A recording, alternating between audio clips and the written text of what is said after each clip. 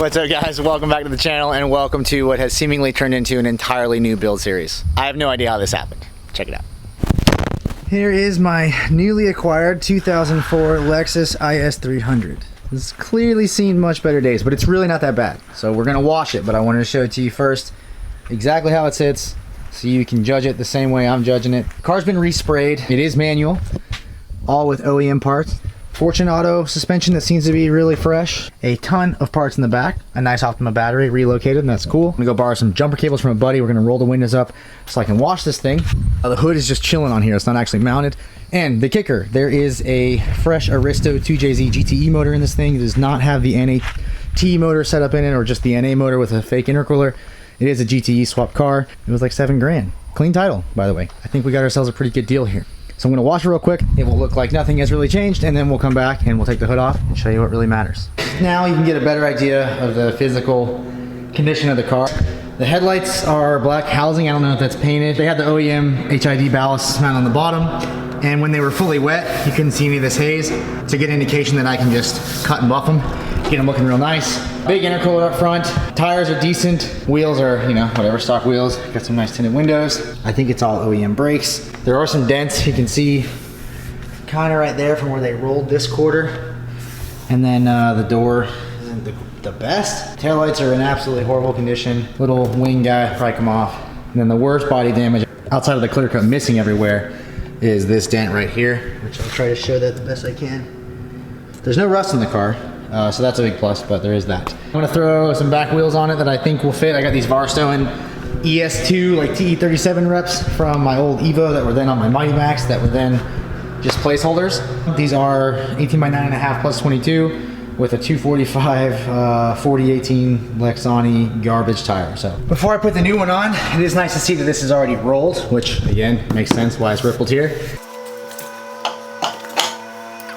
Damn, look at that shit. So I got lucky and found a couple of Evo lug nuts that apparently also fit. And this thing fits pretty good.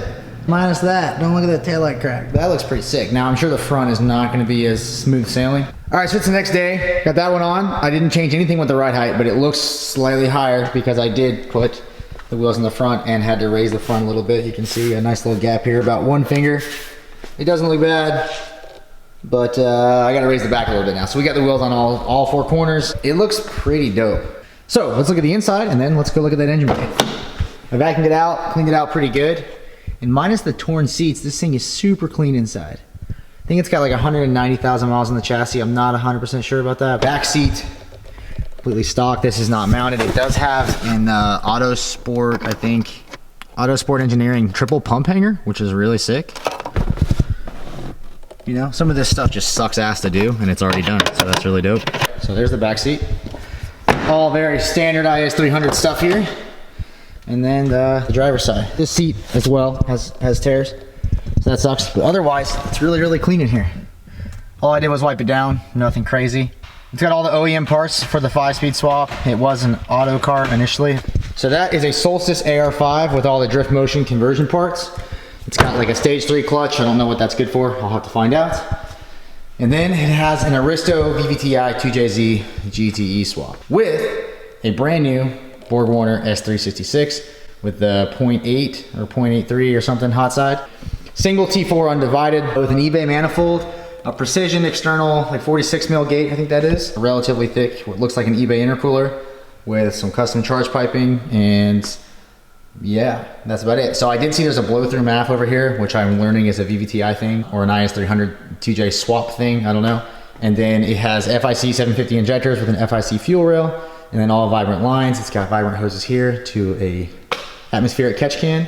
The ABS, which is shoved over there just so I could get a hood on it. Now, the biggest thing with these cars that I have learned, or am learning, is that the ECU is mounted in the engine bay.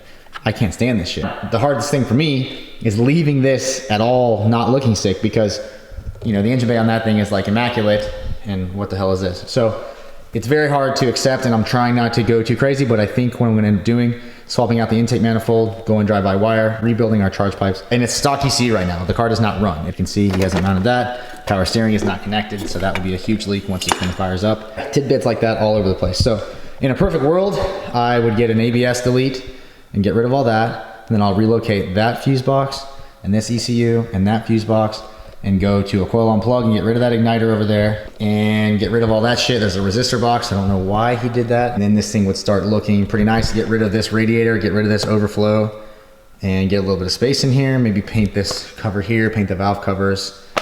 I think then we'll be on to something. And 4-inch downpipe, 4-inch exhaust all the way back. So that's the plan right now. But before I get into any of that, I want to try to clean up these headlights. I'm gonna go ahead and cut and buff them and see if we can make them look a little bit better. I met Honey Gold before she was Honey Gold. Before that money fold was thicker than all my hoes. You gotta know, yeah. You gotta know. You gotta know. You got. Voila! Here it is, all cut, buffed, polished, all that good stuff. Now this isn't great, but it's better than buying a new set of lights. Now I didn't realize you can buy lights that look just like this for like $200. So maybe that's what I'll end up doing, but this is way better than it was. It looks a lot nicer. And it costs like 35 bucks. You'll notice the turbo is no longer bolted to the manifold.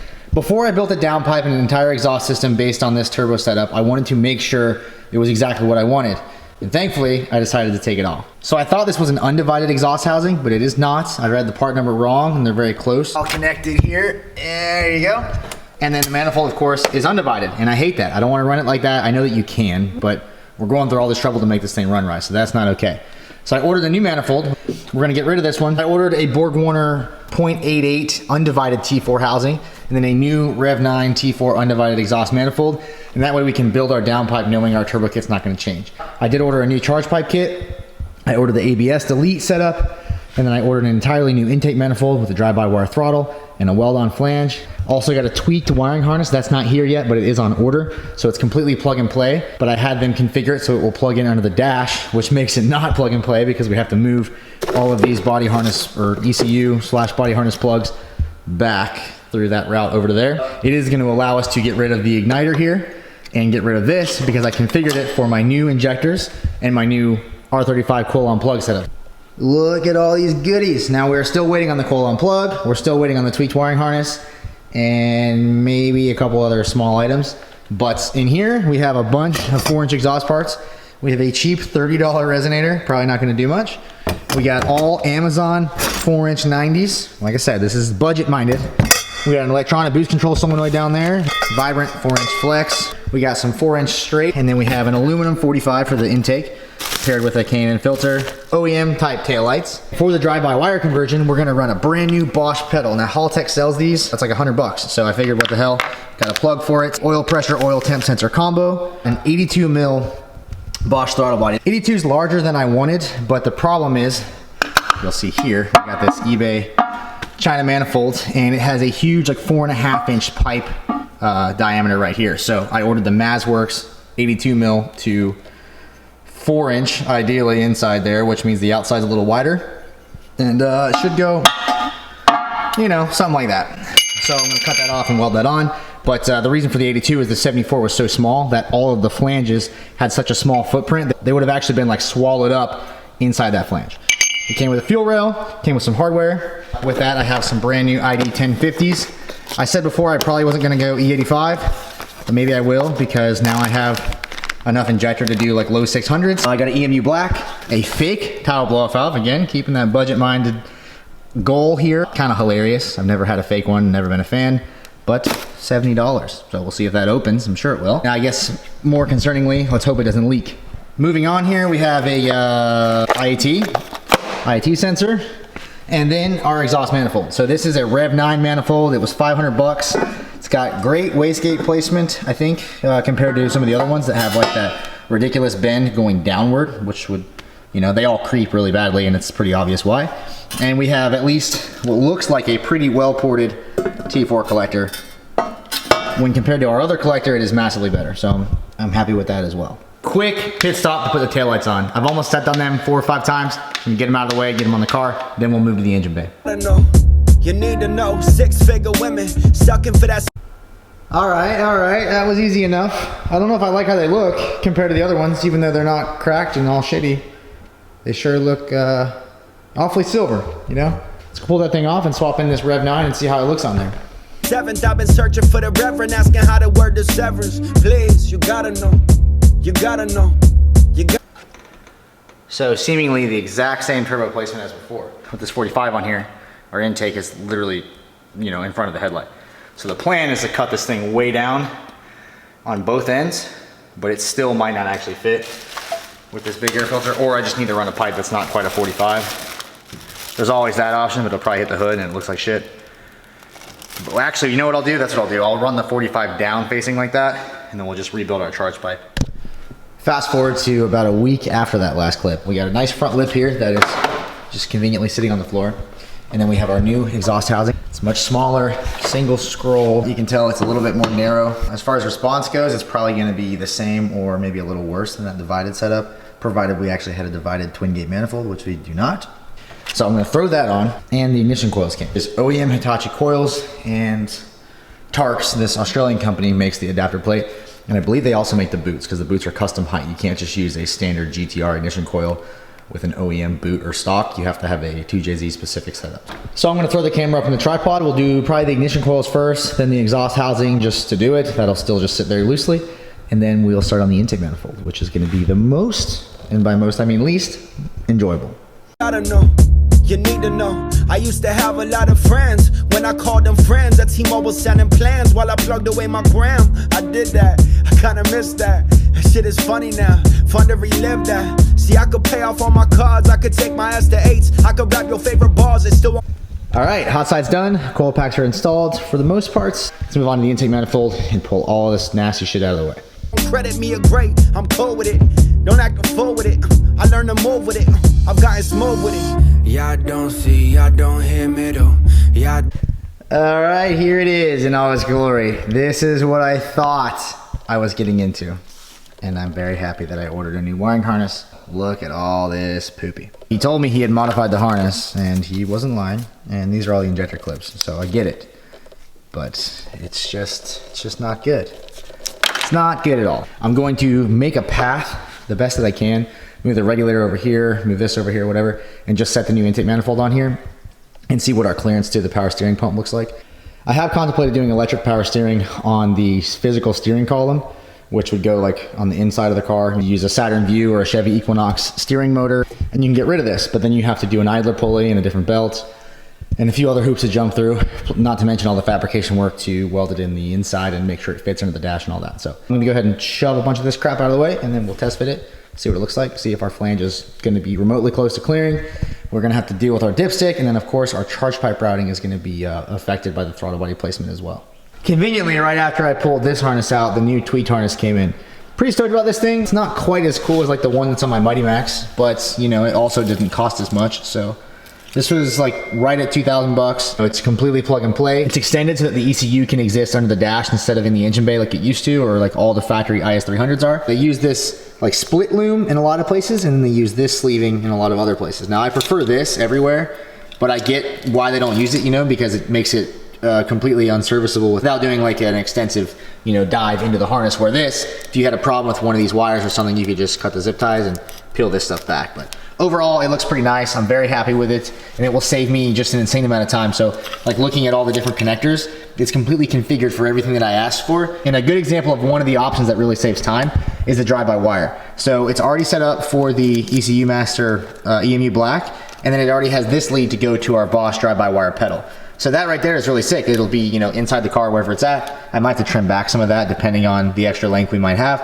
And then this will go over to the pedal. That's super nice. All of our coil wires are labeled, so these are set up for the R35 coils. All of my injector plugs are already set up as well. So we've got them all, I believe these are them. Yeah, these are all the ID1050 injector plugs. So I don't have to change those or have any nasty, like ugly crimps that you can see.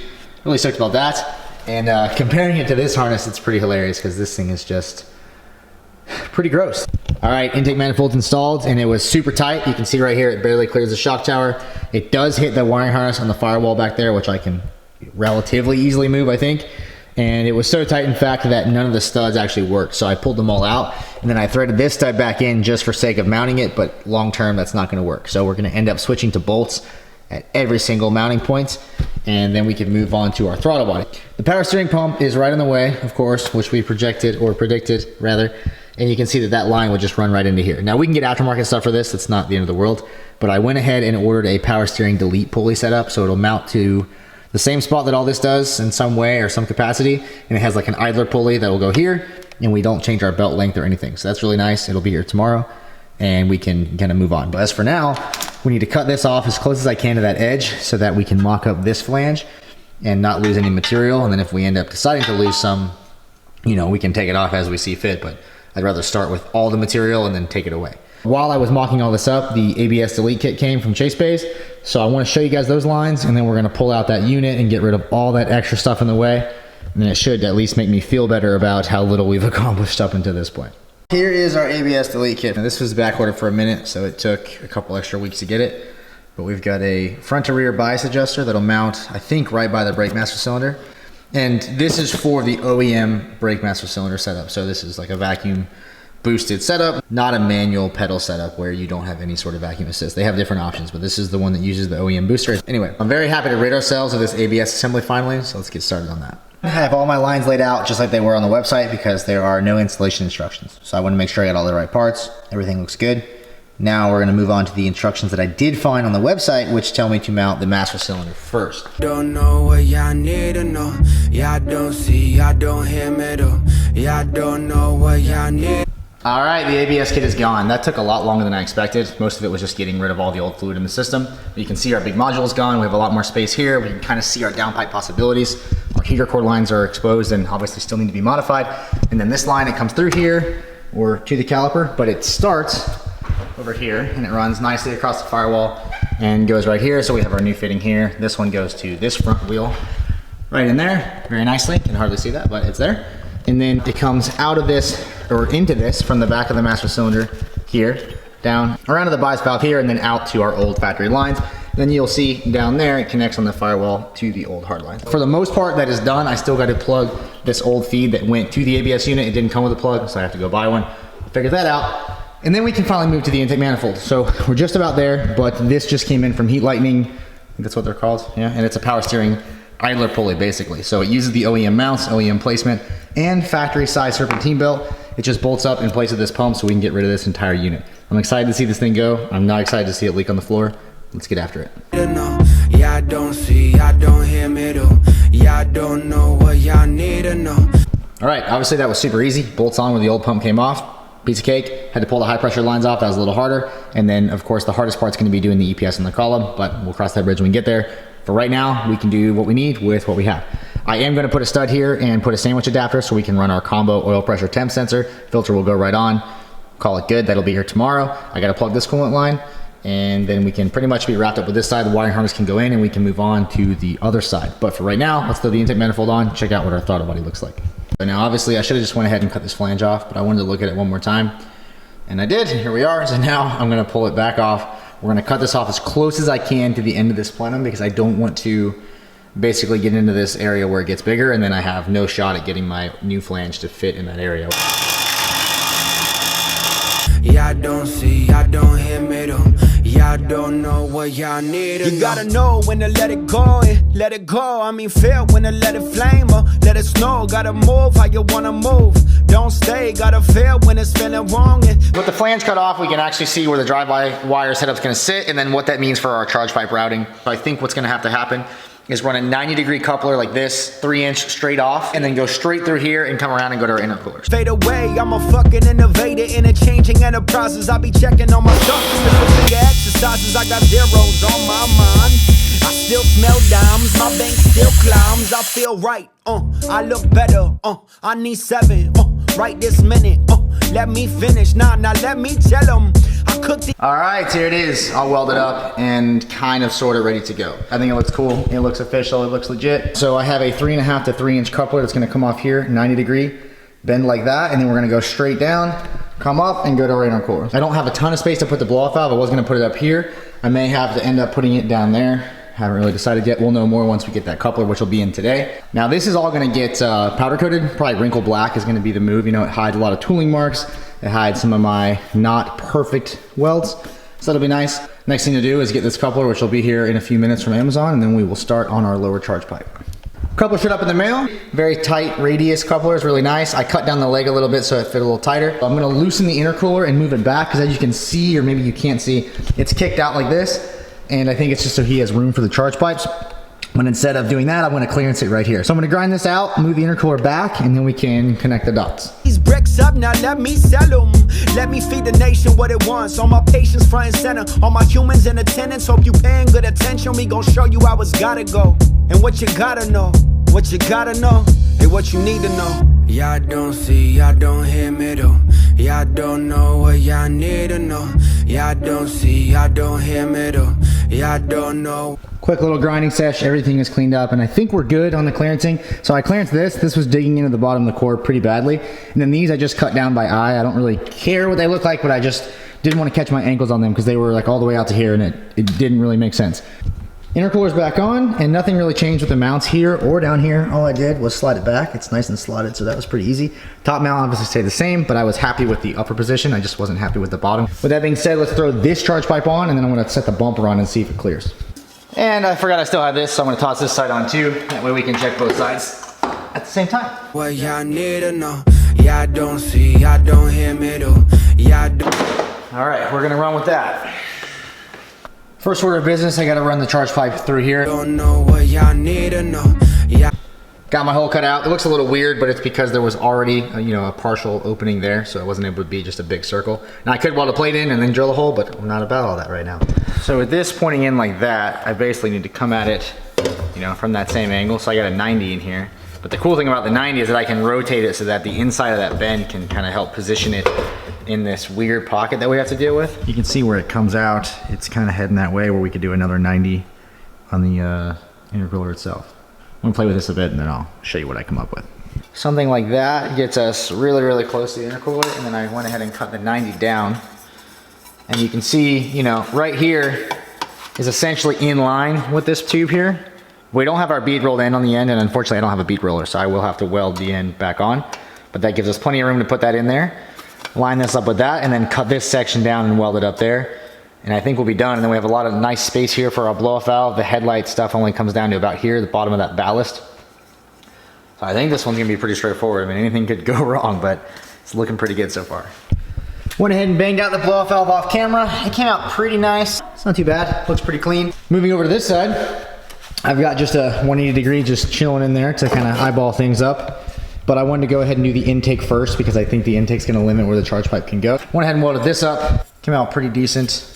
It's extremely small, but the plan is that this will go in here like so. Ideally the filter's gonna sit right here. I wanted it to sit over here, and I wanted to run the charge pipe down through here so that the pipe would be hidden by the intake. I like how that looks, but I'm not able to do that because we have our coolant line here, this power cable, which will probably be relocated, but it does still go somewhere in that area, and our shroud. So I just don't think it's worth it to try to run a 3-inch charge pipe through there. You can go ahead and throw this filter on.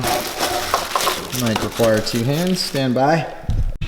Well, forgot to film me building this one, but it's all tacked. I'm gonna weld it and I'll show you what it fits like, and that's all we care about anyway, right? All right, cool. I don't see, I don't hear me though. Y'all don't know what y'all need to know. All right, hot side is complete. It came out pretty sick overall, pretty happy with it. This charge pipe quality is absolutely trash. This is like a $100 eBay weld up or whatever charge pipe kit. Maybe it's not meant to be welded. That would make more sense. It's got a weird anodized coating on it. It's garbage, but we made it work. We just had to sand it down quite a bit. Let's take a quick look at this pipe installed. Overall, I'm really stoked on it. I got to open that hole up. It's really hard to put the pipe in. If it was powder coated, there's no way it would go in without getting damaged. But it's out of the way from everything as much as it can be. It's nice and tight right here. Leaves room for the fog lights potentially. I haven't test fit them. Don't really care if I can run them, but if I can, I will. Makes the bumper look a little bit cleaner. And I got my IAT right here. I like to mock these up with the sensor threaded in. Fast forward to a couple days later. We are now on this side so that we can take advantage of the lift to start on the exhaust system. And the charge pipe is done as far as the IAT is concerned. I switched to one that had a bigger flange on it, so it was a little bit easier to weld with more surface area. In other news, this piece came in, where is it? This guy right here. So this is our adapter that slides over. It uses an internal O-ring and then longer bolts. And then it bolts up to our intake manifold. And now we have a nice clamping surface with a lip on it so it won't blow off. That is that. That is on hold for now. I like how that's gonna look. We are gonna have a silver throttle body, and then we'll have a wrinkle black intake, wrinkle black charge pipes, wrinkle black intake over here. Should be pretty cool. So I'm gonna throw the car up in the air and we can get started on the downpipe. First, I'm gonna move the heater line and stuff and figure that out. So I gotta pull the turbo and manifold and everything off. That's the plan for today.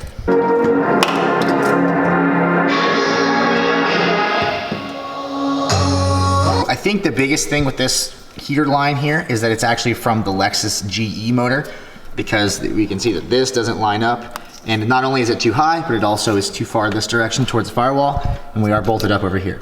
So I don't know, I haven't done enough JZ stuff in a long time to really say what part is which, but that's probably my guess, because I did notice the previous owner put a lot of GE stuff just straight onto this engine. I started to raise the car up just a little bit during the coolant, and then I got too sucked into wanting to see the underside. I've never had this thing in the air before, so I figured, what the hell, let's take a look. There's a ton of cobwebs and some spiders and stuff, but overall, you know, it's what I thought it was. I did spend some time under here on the floor to pull the ABS lines or whatever, because that connection is right there, as you can kind of see it. Our fuel lines need some adjustments, and then I want to get rid of all the old lines here, because we have all these hard lines. I'm guessing it's a feed, return, and a tank vent, so I got to figure out what I want to do with that tank vent. And then I can get this stuff out of the way. You know, it's not really heavy, but it's something I can take off. And then this line has just been chilling ever since I got the car, so that one can go as well. So that'll be nice. I do see some rubbing marks on this thing, and it looks like it's hitting like the shifter housing of the trans up there. I don't know what the hell is going on with that. That looks pretty stupid, so. Cool, it's nice to finally see under this thing, get an idea of what we're working with 100%.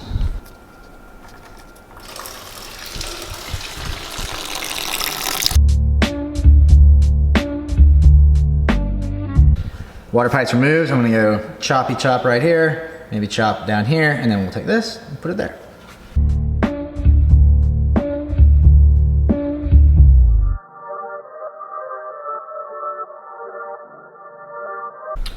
So it turns out these water pipes are actually stainless steel. The flange is magnetic, and the part that was down here, the old bracket, was magnetic, but the pipe itself is not. And it actually came out pretty nice. With the water pipe in place, nice and tight, you can see my potential heater hose routing here is pretty good. Happy with that. But of course I have to fix it to the block, so I took the old bracket, cut it, trimmed it, modded it just a little bit, and it's gonna bolt up here, right where it did before, wrap around the bottom of the tube, and then what I'll probably end up doing is trimming this edge off after it's welded in place, and then we can weld that top seam there.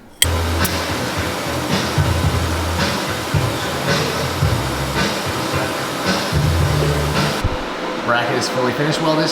Heater line is reinstalled, and we got our heater hose on here now. And you can see there's a slight kink, but it's not bad. It would probably work. I might change it, I might not. But for right now, it gives me like a placeholder so that we can get the downpipe started. I'm gonna throw the manifold and turbo back on, and we can do exactly that. Finally, we're moving on to the downpipe. So I've got a bunch of these 4-inch 90s. I got some straights, and of course I can cut these into 45s, which is likely gonna happen a bunch of times. Basically, I'm thinking something like this, and maybe have another turn here, or maybe I can get away with like a 90 like this and a straight section right here. But the farther away I can get from the wastegate dump, the better. I really think that something like this would be nice for the clearance with the heater line. But then we gotta do another bend up here. It's almost a 90, honestly. Let me grab another 90, we'll see what that looks like. So if we come straight off our turbo with a 90, maybe something like that looks pretty good. Cut a little straight section in here, move it away, or would I be better off turning it so it's down right here, and then, you know, cutting this to like a 45, something like that. Let's just cut a piece of straight and see where we're at. Maybe go like 3 inches long, 275, somewhere in there.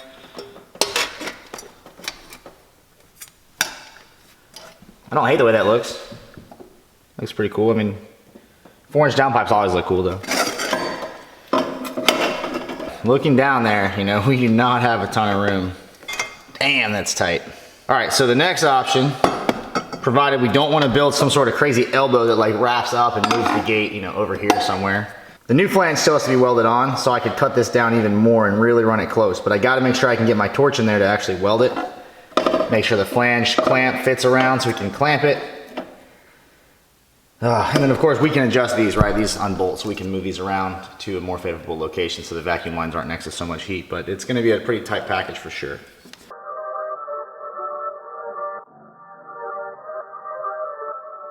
All right, our manifold flange is cut off. We got our new 46 right here, and it's basically gonna look exactly how it did before. Now, I questioned moving it closer to the T4 flange, but the problem is it's already gonna be difficult to get in here to weld. And especially under here, this part's gonna be the hardest for certain. Now, one thing I might do is weld the inside of the flange as well. I wanna get this on here and tack it and then test fit it in the car again and see if we're remotely close.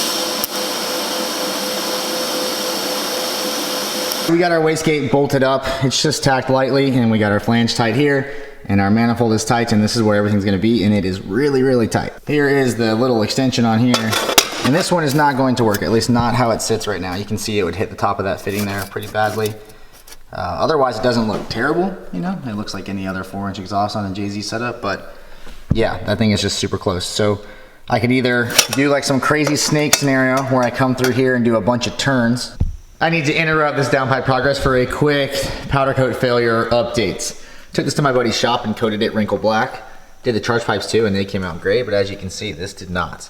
I believe the anodize on the plenum reacted with the oven heat and the powder, or both. And you know, it's my fault for not getting it all the way off. I thought it'd be okay, and I was incorrect. So it's gonna go to a powder coating shop and get sandblasted and then recoated. Unfortunately, that's how it's gonna have to be. But we are also leaving for Ireland this afternoon and then doing a trip through Europe, so we will be gone for 21 days. I wanted to finish this entire car in one shot, one video, but I really want to get this footage edited and out, and it is pretty long. So with that being said, this is gonna be the last video for a little bit.